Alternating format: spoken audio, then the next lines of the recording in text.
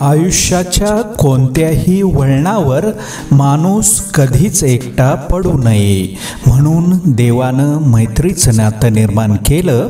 कारण मैत्री ही जगातील एकमेव नातं आहे जे रक्ताचं नसलं तरी खात्रीचं असतं। आठवणी सांभाळणे सोपं असतं कारण मनात त्या जपून ठेवता येतात, पण क्षण सांभाळणे फार अवघड असतं कारण क्षणांच्या आठवणी होतात। एकत्र येणे ही सुरुवात, एकमेकांसोबत राहणे ही प्रगती आणि एकमेकांसोबत काम करणे म्हणजे यश। माणूस तेव्हाच अस्वस्थ होतो जेव्हा त्याचा आतला आवाज आणि बाह्य वागणूक यांचा ताळमेळ जुळू शकत नाही। प्रतिक्रिया देण्यापेक्षा प्रतिसाद द्या, बदल निश्चित घडेल, मग ती परिस्थिती असो वा मनस्थिती। आयुष्यात कोणतीच गोष्ट कधीही कायमची नसते, एकतर तिचा काळ संपून जातो किंवा आपली वेळ संपून जाते। बाप म्हणजे असं अस्तित्व ज्याच्या उल्लेखाशिवाय सारं काही शून्य वाटतं। अडचणी आयुष्यात नव्हे तर मनात असतात। ज्या दिवशी मनावर विजय मिळवाल त्या दिवशी आपोआप मार्ग निघेल। तुमच्याकडे काय आहे किंवा काय नाही हे महत्त्वाचं नाही, तर असलेल्या परिस्थितीत तुम्ही कसे जगता हे महत्त्वाचं आहे।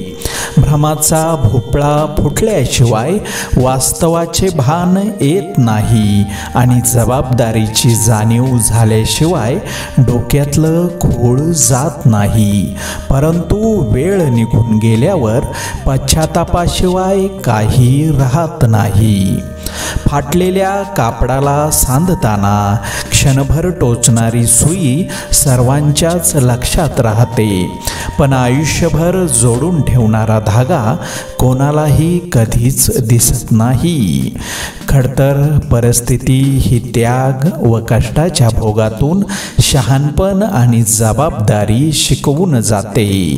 आयुष्य म्हणजे काय हे त्या गरीबाला विचारा ज्याला आपली स्वप्न पूर्ण करण्यासाठी स्वतःचा श्वास देखील फुग्यात भरून विकावा लागतो। आयुष्यात तुमच्या सगळ्या अडचणी सोडवू शकेल अशी व्यक्ती शोधू नका, तर तुम्हाला कोणत्याही अडचणीत एकटे सोडणार नाही अशी व्यक्ती शोधा। संयम नावाच्या कटुवृक्षाची फळे नेहमी गोड असतात। संयम हीच जीवनातील खरी परीक्षा आहे। जेवढा वेळ तुम्ही संयम ठेवून काम कराल तेवढेच यशही मोठेच असते।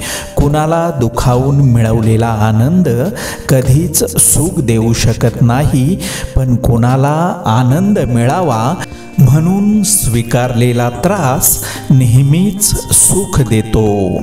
पैशाने विकत घेता येत नाही अशी एखादी तरी गोष्ट तुमच्याजवळ जोपर्यंत येत नाही तोपर्यंत स्वतःला श्रीमंत समजू नका। जोपर्यंत मार्ग समजतात तोपर्यंत परत जाण्याची वेळ येऊन ठेपते, हेच जीवनाचे अंतिम सत्य आहे। झेप घेण्याची वृत्ती अंगी असेल तर वयाचं बंधन मध्ये येत नाही। माणसाने वय झाल्यावर ज्येष्ठ व्हावे, म्हातारे नाही। आयुष्यात अशा लोकांसाठी तडजोड करा ज्यांना स्वतःच्या प्रवृत्तीपेक्षा तुमच्या भावना जास्त महत्त्वाच्या वाटतात। दुसऱ्याचं चांगलं करण्यासाठी कोणत्याही पदवीची गरज नसते, फक्त मनात चांगली भावना असावी लागते।